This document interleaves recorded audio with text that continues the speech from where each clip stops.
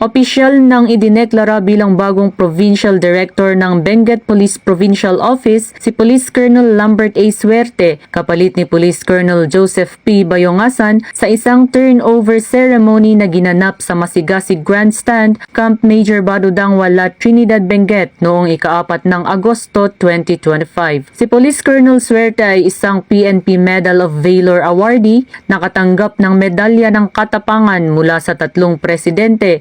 Kinilala bilang isa sa mga most outstanding Filipinos dahil sa kanyang epektibong pamumuno sa serbisyo ng pulisya at sa komunidad. Ang seremonya ay pinangunahan ni Police Brigadier General Erickson Diaz Dilag, Regional Director ng Police Regional Office Cordillera Administrative Region, at dinaluhan ni na Police Colonel Ledon D. Monte, Acting Deputy Regional Director for Operations, Police Colonel Francisco B. Bulwayan Jr., Chief of the Regional Personnel and Records Management Division, ang Benguet PPO Command Group and Staff, police officers mula sa La Union PPO at iba pang mga tauhan. Dinaluhan din ito ni Honorable Melchor D. Diclas, Gobernador ng Benguet, Honorable Benjamin B. Magalong, Alkalde ng Lungsod ng Baguio, Attorney Henry M. Dungala, Acting Regional Director ng NAPOLCOM, at iba pang mga opisyal at miyembro ng Local Government Unit ng Benguet. Tampok sa seremonya ang symbolic transfer of command at ang Property and Equipment Inventory Book